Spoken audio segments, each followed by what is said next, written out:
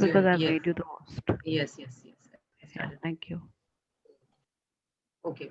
So, yeah, coming for the topic of today, the ever-changing career landscapes. I've been into recruitments for 16 years, and almost for I think 10, 12 years, things were going almost similar, and there were very few changes in what was happening in the world and what was happening in the process. Of course, we always keep hearing about automation wanting to take over our jobs, and first it was the industrial revolution, later the internet revolution trying to take over the jobs. But the kind of changes that we've seen in the last 2 years have been like tremendous, and it's been totally I mean totally something which none of us anticipated, and so many of us are kind of struggling to make out to make some sense into to bring some sensibility into this whole process. So I just like to share some of my experiences with you.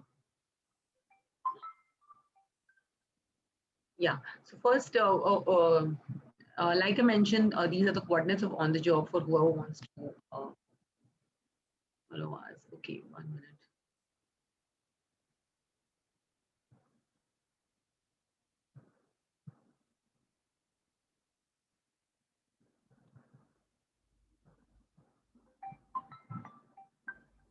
Yes, ma'am, your screen is visible. Yeah, my screen is visible, but I'm not able to scroll it. So just a minute. Huh? Just trying to figure that out.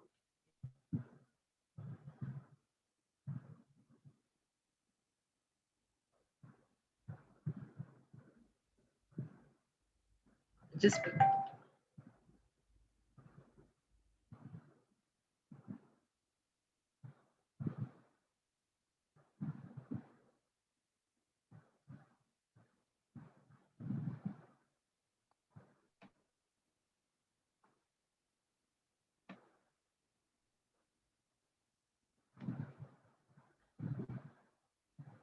some reason the scrolling is not happening.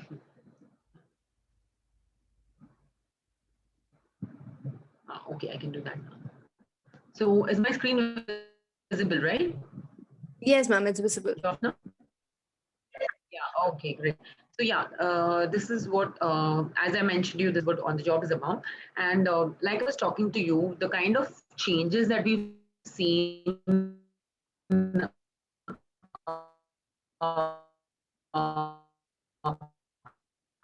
in the last couple of years, now the change is happening more constantly, more rapidly. So earlier, the Fortune 500 companies.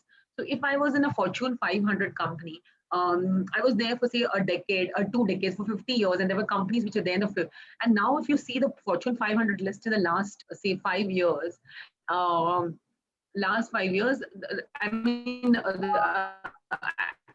almost 50% of the companies which were there have been removed from the list, and new companies. These new companies that if we don't know if they're going to be there for the next they're going to last even for the next 5 years. That is the rapid pace at which things are changing. You must have all heard of the stories of big brands, giant names like Kodak or Nike. I'm sorry, Kodak, or even uh, uh, Nokia, right? Such mammoth names, BlackBerry, and they've been just wiped out of the picture because they could not adapt to the changing scenario. And that is the reason that we want people, parents, and counselors at a year who are preparing students for the next for the coming future, as to how we can. First of all, it's important for us to understand the change, and then we can work out ways to adapt the change. So today, what we call the job market, the career landscape, and it's called ambiguous because it's really very difficult to make sense out of a lot of things that are happening. And we really need to understand what trends are there, and these trends can help us in shaping a lot of careers in future. So the first trend that I have noticed is gone are the days when we were going to be slotted in say, and you went on, you studied, you might have done a CA or a law or become a doctor or an engineer, and things were sorted, and and you earned a living for a lifetime, and then you were sorted. Right now, what people are expected to be is something which is called multidisciplinary. So suppose you're a marketing person, it's not enough that you know marketing. A lot of people, in fact, sometimes took marketing because they did hated numbers and hated maths. But now a marketing person is supposed to do market research, is supposed to do market analytics. So it's a combination of marketing and maths that you really. Or you come to a field like say finance. So earlier, as long as you knew numbers and you loved finance, it's over.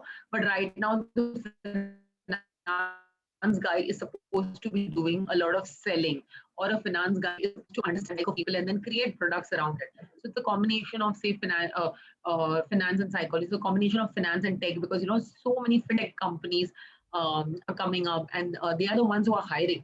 So it is a person who has a equal hold over finance and technology, which is needed. So also when it comes to psychology, so earlier the psychology was restricted to, they would sit in cabins and, you know, uh, counsel people on one-on-one basis, and usually that was the scope of say a psychologist. Psychologist is used in every Fortune 500 company. A psychologist is used to launch any new product, because a lot of research is gone into what kind of people are your audience, what is the age of your audience, what is your behavioral pattern of your audience, and this kind of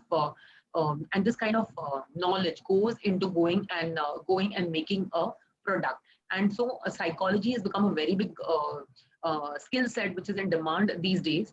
And it's funny that in the age of artificial intelligence, the people who have the real intelligence and who have understood human brains are the ones who are in demand.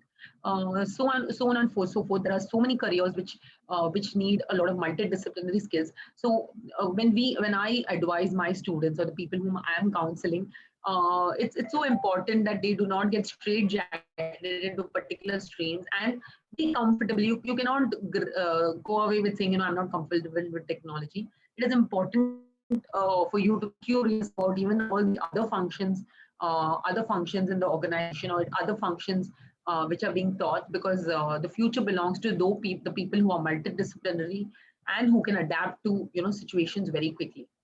The second scenario which has come to us is work at home. I'm sure it's such a done to that word, and each of you have heard of it so many times.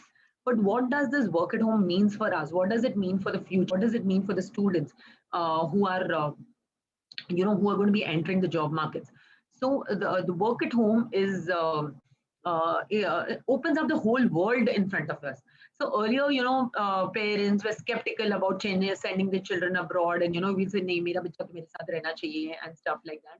Right now, you can have the you can have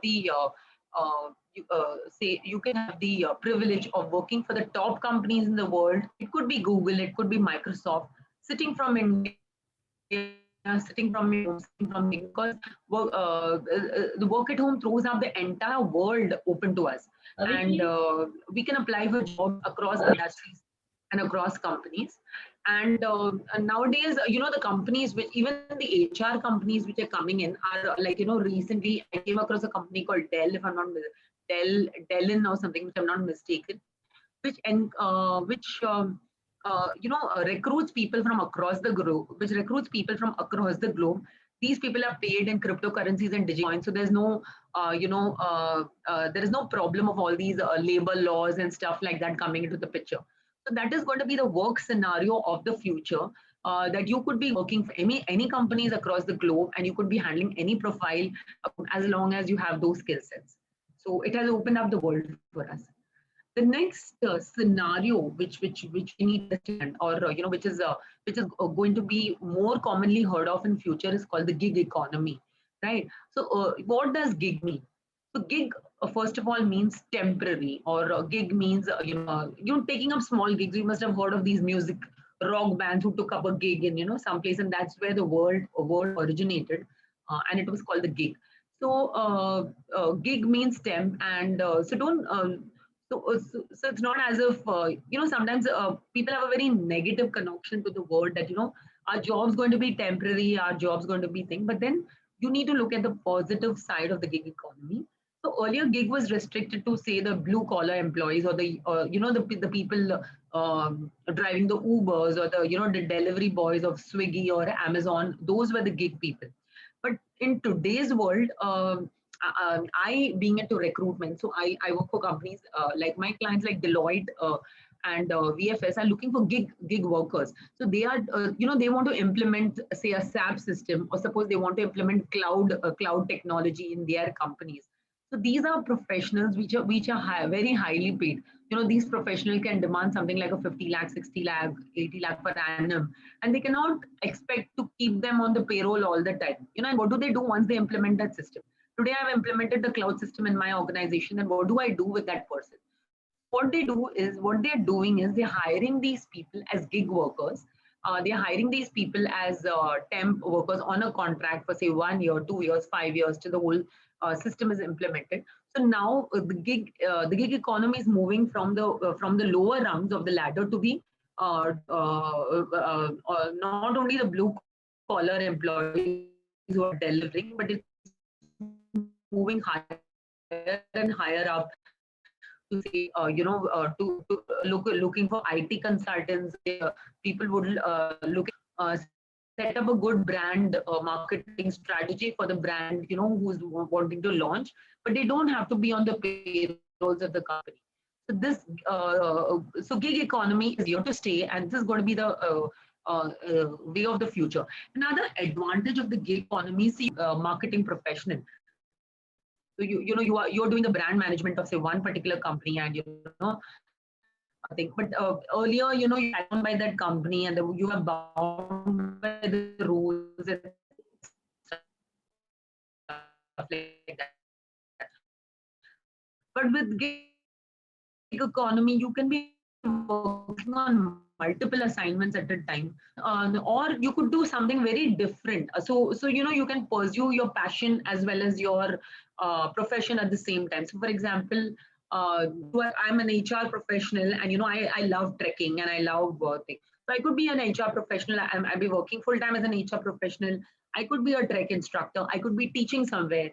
So I can handle multi job roles at a time. So it allows people to pursue passion and profession at the same time. So this is again another scenario which the new generation will be adapting to, and that is that of the gig economy. I hope all of you are with me till now, and put a yes in the comment box so that I know that I'm just not having one side monologue out here. And I hope you're liking the session. Right. Okay, let me see. Cool.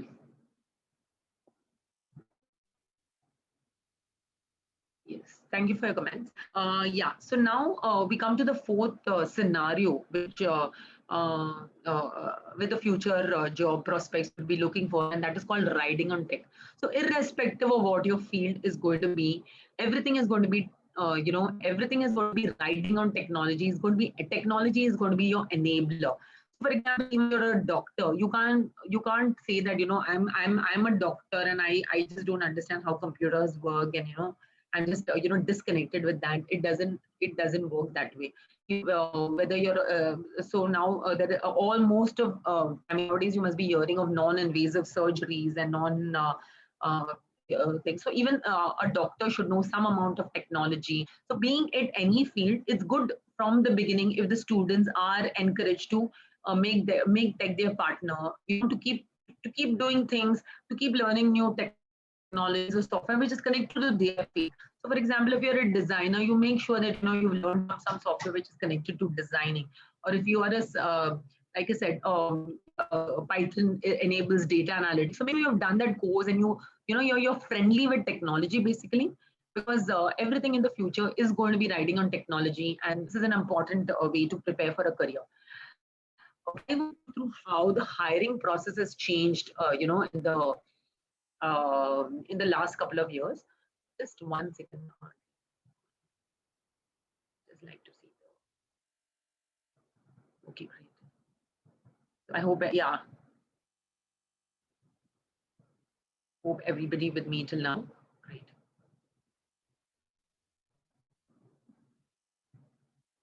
Okay, I have to restart this.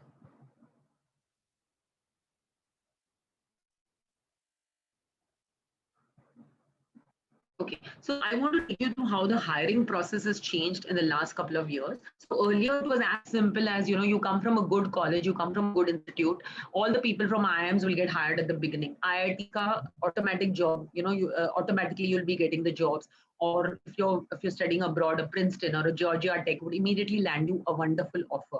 But today things are changing. Of course, if you've gone to a good college and a good pedigree, so that helps, but there is hope for the other people who haven't been able to get the best of who are not those bookworms or who are not able to advance, but they are still very very smart and very they're able to do the job. I mean, they might not be good at cracking exams, but they're really very street smart. They're able to solve problems, and those are the kind of people the world is looking for. For example, look at Tesla. So Elon Musk has publicly announced that degrees don't matter. If Tesla or Google has a very very strenuous hiring process. So it's a lot of tests and a lot of coding tests, and then psychometric tests, and I mean there is a huge series of tests that they put you across, tests to know whether you know the skill for the job. It doesn't matter what marks you got, whether you're able to deliver and you're able to solve the problems with that particular job needs. So if you're able to do that, you would be hired in the top companies in the world. And this is great news.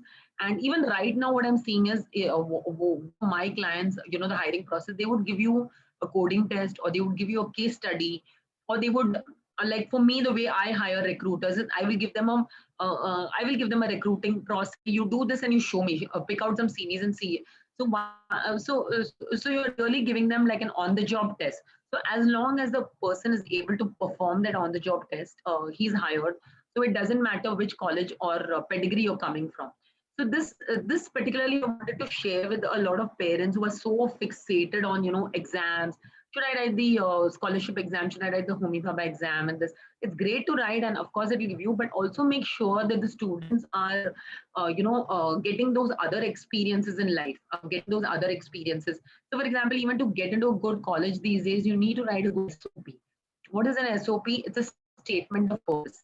So what does a statement of purpose mean? They want to know you as a person. So in the person, say I write, I got a 99 percentile, I got a 3.9 GPA out of 4. That's fine. That's fine. But then there are people who override those people who got a best GPA and still get admissions. Other people who have shared stories like, hey, I took up a leadership project, and this is a challenge I came across, and this is the way I fixed the challenge. So this is what the companies want. This is what the colleges want to know. This is what the companies want to know. How you ever overcame a certain problem, and how you were able to, a lot of people in my team were not cooperating, and how did I get them to cooperate with me? Or or sometimes when I did a project for like as a community survey project, it completely opened up a new world for me, which I never thought earlier. We lived in a privileged society, but when I saw somebody, and the way the way I heat water and the way somebody else heats water, it might open up your mind to completely new prospects and technology, prospects and ideas and innovation. And this is something which with the colleges is looking for, which the companies are looking for, as to how you solve problems. So this is another aspect of the career landscape in the future. Yeah. Just a minute, guys. If you can bear with me, the screen, I'm not able to scroll, so I'm just.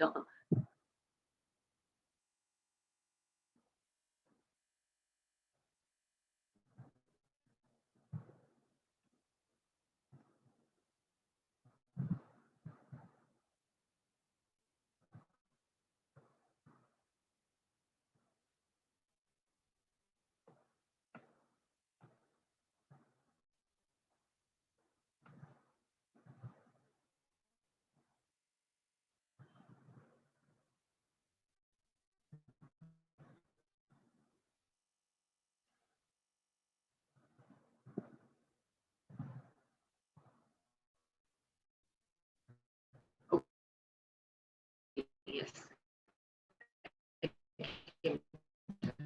Okay, so now the oft asked question. I mean, a lot of you are also coming to this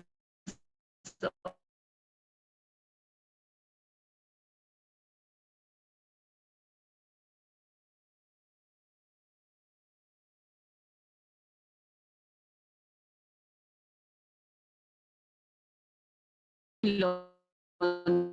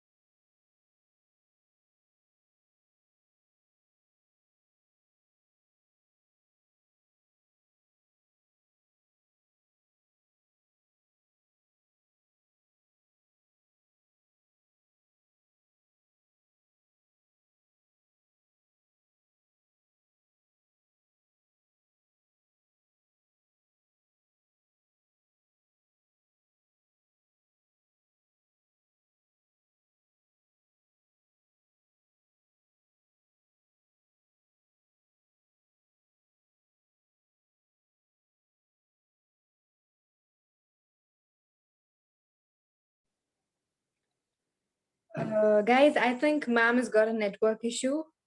She'll be back soon.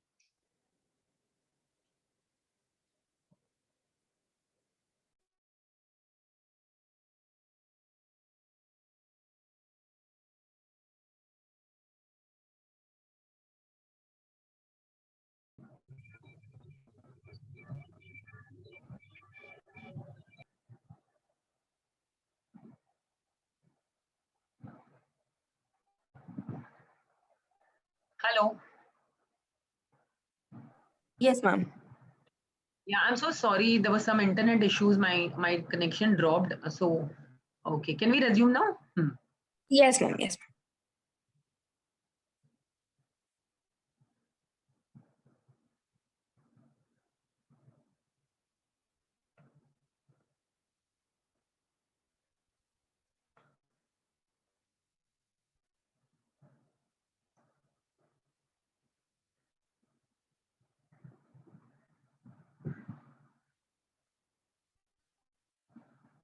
Yeah. Hello.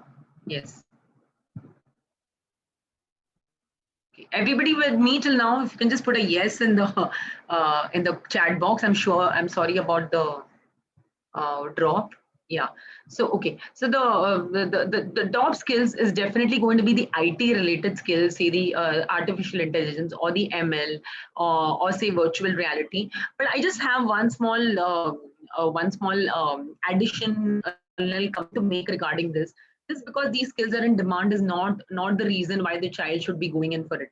The child should be going in into any particular field because he has a deep interest in that particular field. See, if you're interested in something, you'll automatically find ways and means to excel at that particular field, and then you'll find the ways and means of being the top at the game. So for example, my daughter is right now so she was really great at one at a lot of things, and so for such children it is even more confusing. So she had to choose between, say, finance, marketing, and HR, and everybody, and she also worked with Deloitte into finance. Everybody was like, finance is the place where you're going to make money. You can become an investment banker. That is where all the money is. And she worked also in finance, wanting to explore that option, but then her soul was not into it.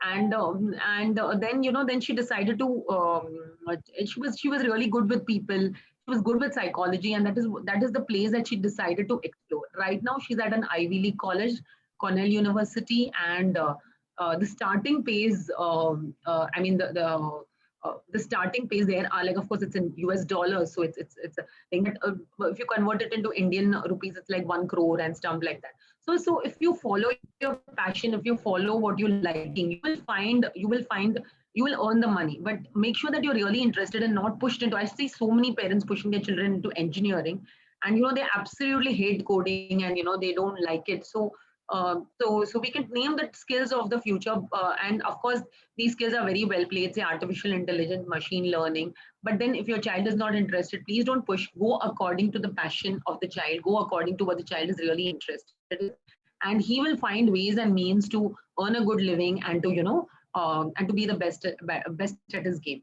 The other skills which are in demand, of course, Internet of Things is something which connects which connects anything to the internet. So for example, all these health sensors, especially now in times of COVID, that you must have heard of, all these you know people have created new products which monitor your oxygen, and people have created products which monitor, and even earlier there were these products which monitor your diabetes and all that. So basically these are connecting your health to internet. So these are called the internet of things. And so now also, like if you want to click a photograph, uh, you don't want to use those heavy cameras like the Nikons and all that. You would rather click it on your phone because you immediately want to share it.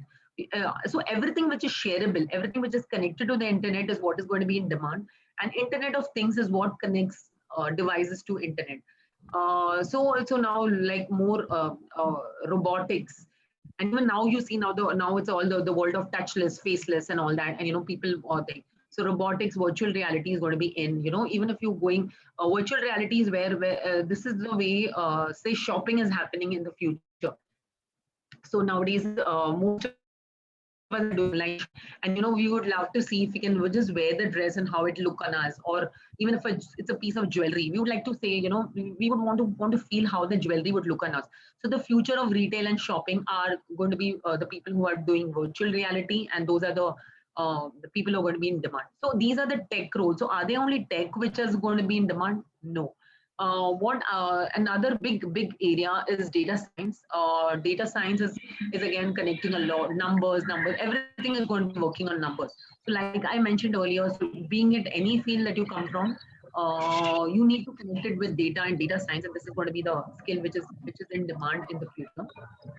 Another important aspect area which is going to be in demand is the people who have high on emotional intelligence and mental health, and all the psychology related fields, because now the more and more the robots are coming in, the people really want to simulate those, and they want to understand how humans think and how humans interact. And maybe this is going to be the most sought out of skill, because the more we become alone and with our gadgets and with our devices, the mental health is going to be a big game changer in the field. Mental health, cognitive sciences, all these are again related to psychology, and this are going to be in demand. Another field which I see, which I've not mentioned here, which I see a huge scope, is going to be into fitness and wellness. So nowadays people want to look good, they want to feel good, they want to live longer, they want to look younger. And so these are the kind of fields that are I mean, this kind of industry is just booming and blossoming. The food and the fitness industry is just like going bonkers. So these are some of the areas which I'm seeing a huge demand in right now.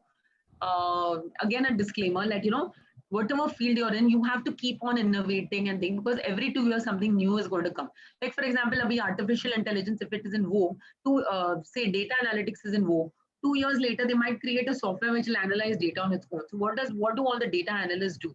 So whichever field you are in, you have to make sure that you are in the cutting edge of technology. You are learning new things all the time, so that you can see what is coming over on the landscape, and accordingly pivot and do that. So in the future, along with the hard skills, there is something called soft skills, which is going to be very, very, very, very important. And some of the soft skills which are going to be in demand are communication and storytelling. So there is a big, there's a big clutter in the internet. There's a big clutter on your Instagram pages. So how do you stand out? The people who tell good stories, the people who are able to communicate well, are the ones who are going to be in demand. Negotiating and influencing.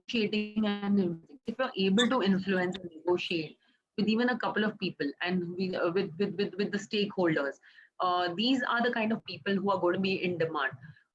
Continuous learning. This is something so important. Like I said, every every field, every 6 months there's going to be something new. For example, in my field like HR, you would have never thought that uh, you're going to be a human resource professional, and you're going to not interact with humans at all. It's all on the computer, it's all on the thing. So those are the things which are changing. HR analytics is in demand, so you need to keep on evolving. The people who are into continuous learning are the people who are going to thrive. The next thing is collaboration. This is again such an important soft skill. Anybody now, if you see anybody who is successful, it's because of the kind of people they surround, the kind of network that they are building around them. because these are the, I mean, see, if you just apply for a job on LinkedIn or wherever, there is more likely that if you are connected to somebody on LinkedIn and he's referring your CV, or he's referring your profile, you're more likely to land a particular job than some outsider XYZ who's just put. So people are using a lot of time. I mean, the smart people are the ones who are actually spending a lot of time in networking online and offline to kind of build up those networks which are going to take you to the next big thing. So these are some of the things which are going to be in demand. And again, what I've seen, especially what COVID has thrown up, is along with the hard skills and soft skills, it is important the kind of mindset that you come, that the mindset that you come with. So be it any career that you have taken up. So if you're scared of change, if you're just not able to adapt to things, then these are the people who are first thrown out of jobs. These are the people who first. So I have, like, for example, in this COVID, I have vice presidents of companies. I have people, CEOs of companies, for example, all the entertainment companies. You see Radio Mirchi. I mean, you see all the management companies, Viscrafts and things like that, have been completely thrown out of jobs. They were earning like 50K, 50 lakh, 60, 70 lakh of salaries, and they overnight that they are thing. So unless you earlier from the beginning you adapted to being uncomfortable, to being this. So the way some people have coped up with this is, they've gone into depression, and they've gone into they just don't know what to do. And there are other people who are saying, okay, yeah, you need to feel depressed for a couple of days or whatever, but then okay, then what next? Dust yourself up and say, okay, what's next? What's going to happen next? This is the way. These are the people who have survived and thrived. So whether you're working, whether you're on the job, whether you're an employee, whether you're an employer, whether you are a family person, the quality of resilience has become a very, very important quality, which can give you a very, very strong career trajectory. Learn already covered. Continuous learning is the name of the game.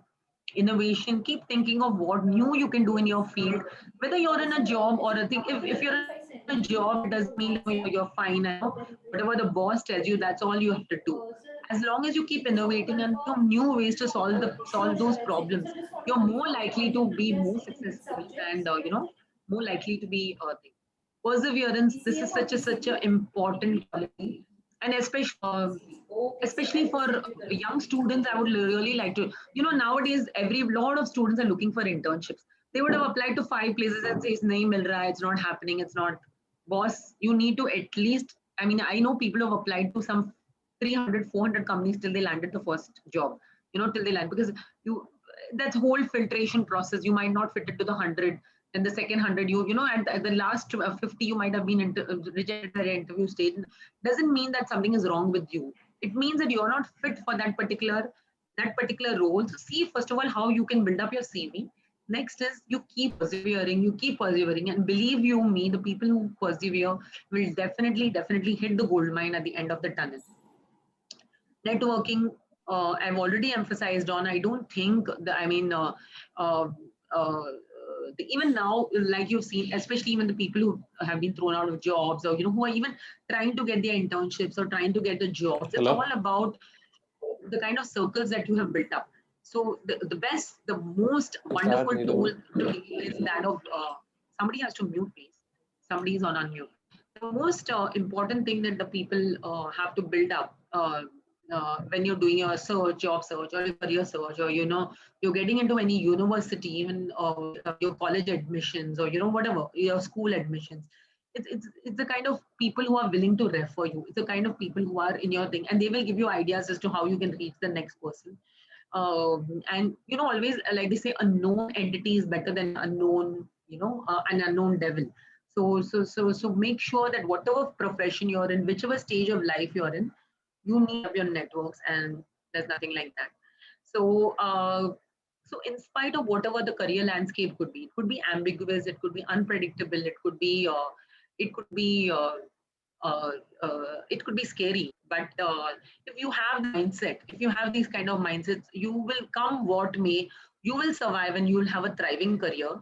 uh, yeah, so that's my wish and my hope for all of you who are watching this. And and wishing you all very rocking career, because we're going to spend the maximum amount of time of our adult life in our work, in our jobs, in our careers. And if we are able to find something which lasts long, which we are passionate about, which gives us money, and which has some need for the society, which is called the ikigai.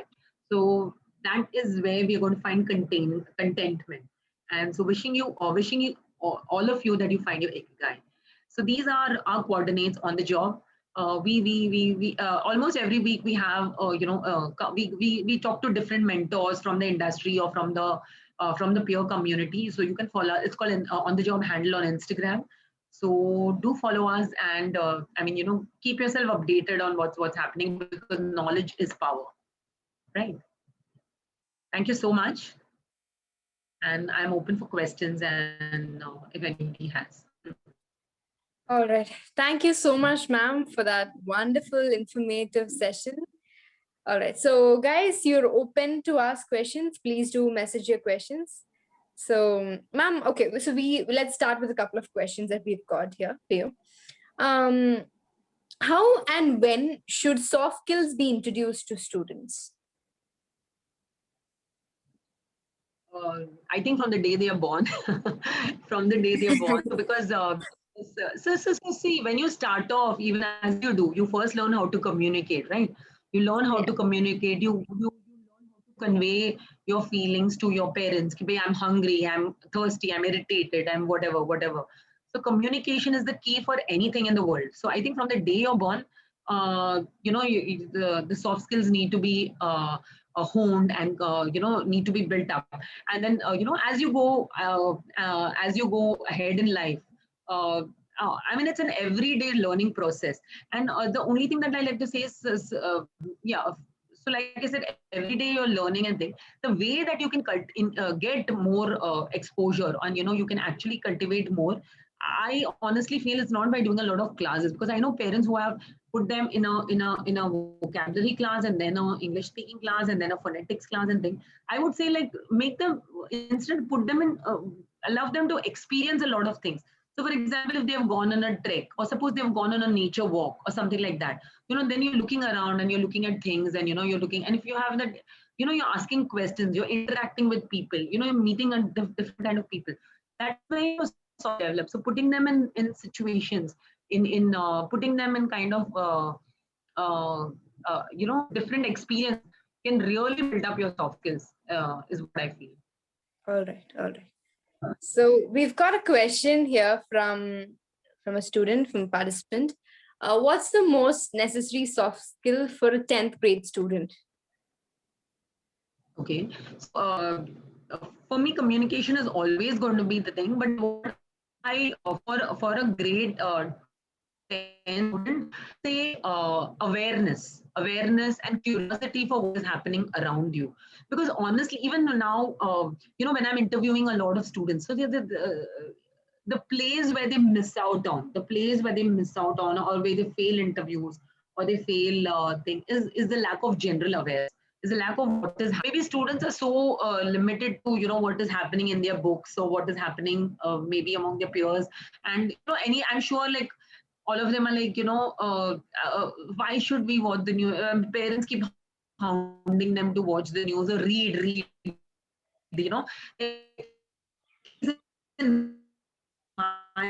lot of people who read, and then they always, generation, there's a what do you say? I mean, they have a mental block against reading. So what I would suggest is, maybe get your information from other sources.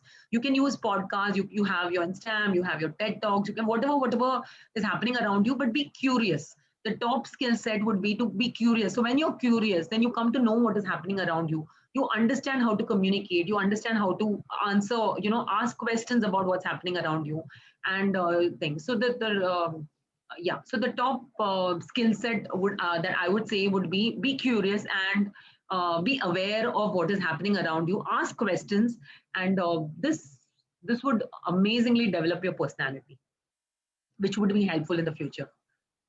All right. So we have one participant asking us, this pandemic has all, it has led us to online classes. We're sitting at homes and studying. So have you got any suggestion or tips to improve ourselves on that? Okay, yeah, I know like you guys have been tied down to the computers and like you have, I mean, you're chained to the computers and stuff like that. And I know after doing so many online classes, you again don't want to go and do your Coursera and your other things. One thing I'd really like to suggest is, why don't you try out entrepreneurship? And and there are so many. In fact, this COVID has seen so many work at home entrepreneurs bloom. Like, for example, probably you can go and deliver something somewhere in the hours that are allowed. That is one thing. There are so many what do you say, home chefs who have mushroomed all over the place.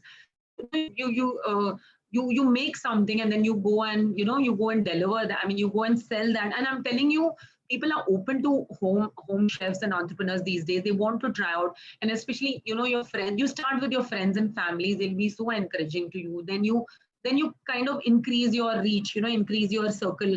To what? Okay, then if you're not great at cooking and if there are too many people doing it, what about making some video tutorials about what you already know? See, for example, even something as simple as maybe Canva, or maybe you know how to play a video game, and people don't know.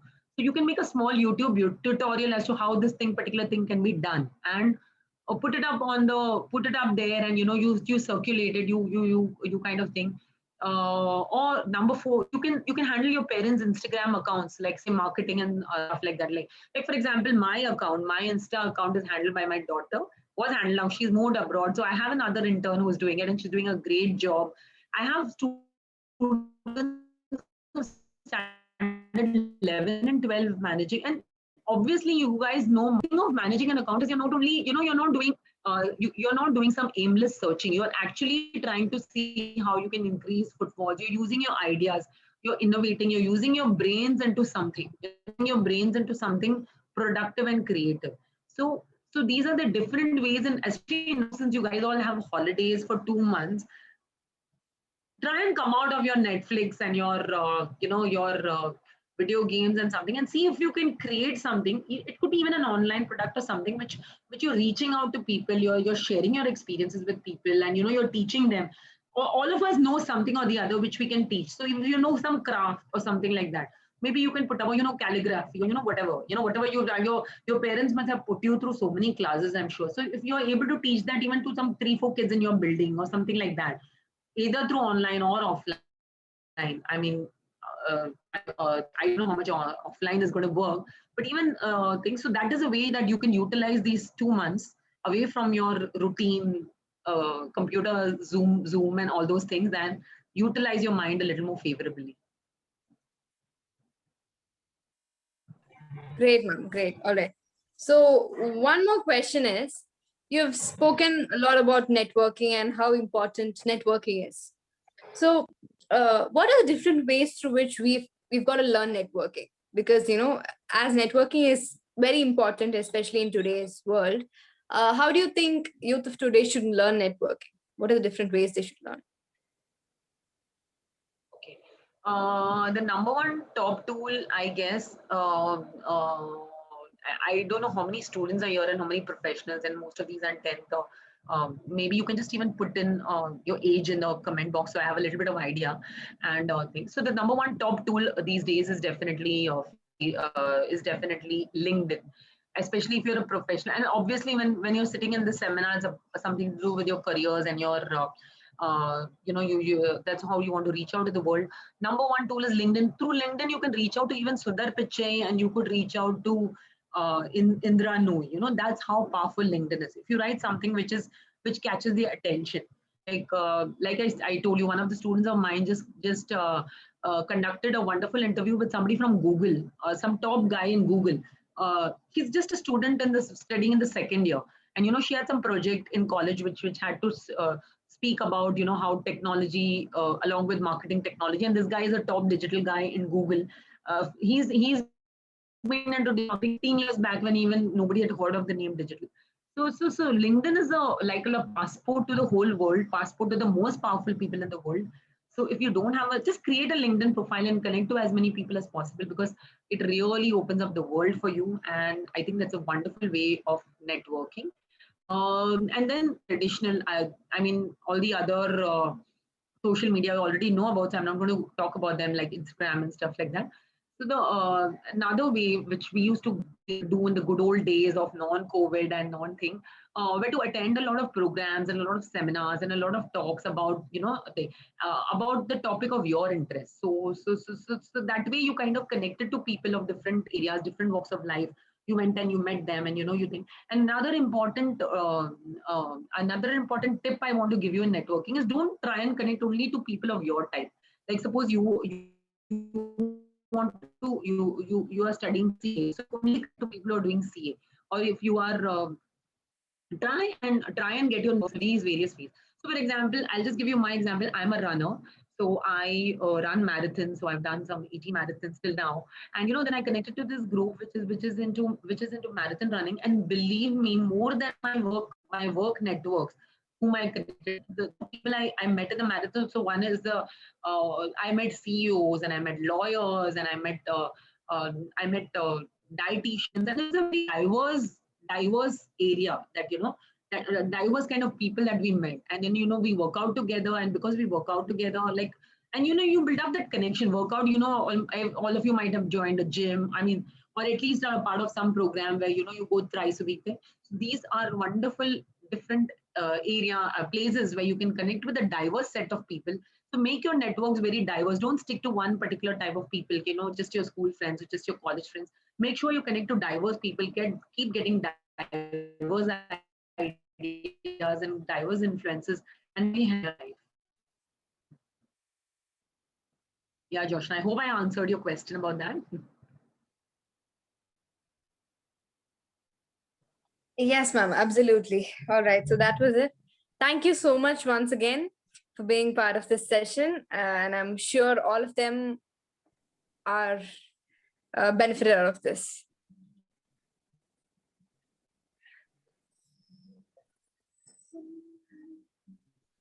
All right, so a little.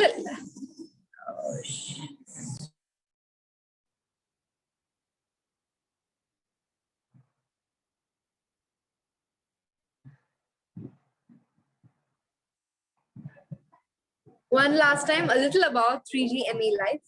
3G ME Life, an initiative 3G IRPS, headquartered in IIT Madras, community of 1 million career coaches to address one size fits all education and transform the country by helping students to decode their inborn potential. It was launched in ISB Hyderabad, and it is designed as a result of 10 years of research by thousands of scholars.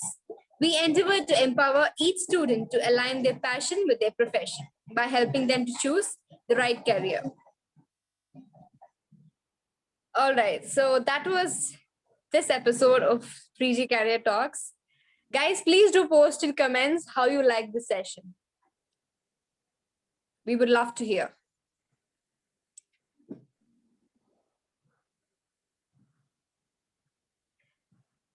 Amazing, great. It was good. I see a couple of questions have not been answered. So guys, you can connect to me on a one-to-one basis on Instagram, and I'll be very happy to answer your questions.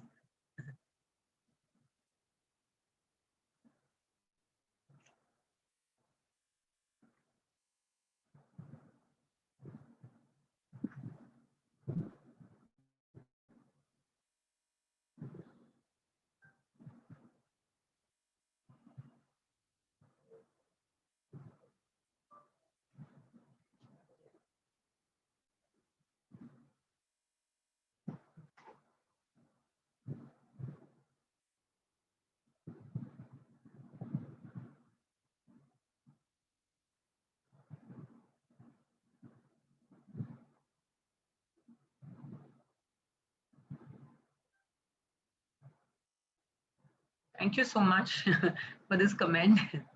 That's really nice.